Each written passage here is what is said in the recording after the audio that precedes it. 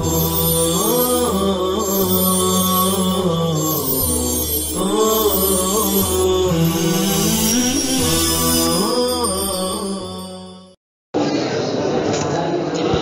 اللہ الرحمن الرحیم۔ گزشتہ سے پیوستہ حضرت شاہ اسماعیل شہید اور حضرت سید احمد شہید رحمہم اللہ اور ان کے ذاتی دینداری کے لحاظ سے بہترین مجموعات ہیں۔ وہ جب سرحدی علاقے میں پہنچے اور وہاں کے لوگوں نے ان کو اپنا بڑا بنا لیا تو وہاں کے کچھ مسلمانوں کے دلوں میں یہ بات آ گئی کہ یہ دوسرے علاقے کے لوگ ان کی بات یہاں کیوں چلے۔ انہوں نے ان کے خلاف بغاوت کرائی، ان کے کتنے ہی ساتھی شہید کر دیے گئے اور اس طرح خود مسلمانوں نے علاقائی بنیاد پر امت پنے کو توڑ دیا۔ اللہ تعالیٰ نے اس کی سزا میں انگریزوں کو مسلط کیا، یہ خدا کا عذاب تھا۔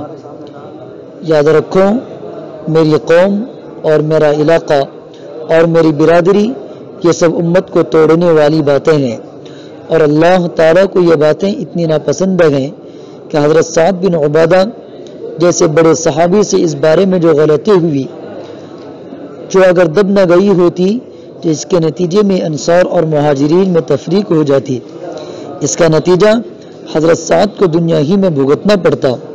روایات میں یہ ہے کہ ان کو جنات نے قتل کر دیا اور مدینے میں آواز سنائی دی اور بولنے والا کوئی نظر نہ آیا، قتلنا سید الخزرج سعد بن عبادہ رمیناہ بسہم فلم نخط فؤادہ۔ اس واقعے نے ثابت کر دیا اور سبق دیا کہ اچھے سے اچھا آدمی بھی اگر قومیت یا علاقے کی بنیاد پر امت پنے کو توڑے گا تو اللہ تعالیٰ اس کو توڑ کے رکھ دے گا۔ امت جب بنے گی جب امت کے سب طبقے بلا تفریق اس کام میں لگ جائیں گے جو حضور صلی اللہ علیہ وسلم دے کے گئے ہیں۔ اور یاد رکھو، امت پنے کو توڑنے والی چیزیں معاشرت اور معاملات کی خرابیاں ہیں۔ ایک فرد یا طبقہ جب دوسرے کے ساتھ ناانصافی اور ظلم کرتا ہے اور اس کا پورا حق اس کو نہیں دیتا یا اس کو تکلیف دیتا ہے یا اس کی تحقیر اور بے عزتی کرتا ہے تو تفریق پیدا ہوتی ہے اور امت پنا ٹوٹتا ہے۔ اس لیے میں کہتا ہوں کہ صرف کلمہ اور تسبیح سے امت نہیں بنے گی، امت معاملات اور معاشرت کی اصلاح سے اور سب کا حق ادا کرنے اور سب کا اکرام کرنے سے بنے گی، بلکہ جب بنے گی جب دوسروں کے لیے اپنا حق اور اپنا مفاد قربان کیا جائے گا۔ حضور صلی اللہ علیہ وسلم اور حضرت ابو بکر اور حضرت عمر نے اپنا سب کچھ قربان کر کے اور اپنے اوپر تکلیفیں جھیل کے اس امت کو امت بنایا تھا۔ حضرت عمر کے زمانے میں ایک دن لاکھوں کروڑوں روپے آئے، ان کے تقسیم کا مشورہ ہوا۔ اس وقت امت بنی ہوئی تھی، یہ مشورہ کرنے والے کسی ایک ہی قبیلے یا ایک ہی طبقے کے نہ تھے، بلکہ مختلف طبقوں اور قبیلوں کے وہ لوگ تھے جو حضور صلی اللہ علیہ وسلم کی صحبت کے اعتبار سے بڑے اور خواص سمجھے جاتے تھے۔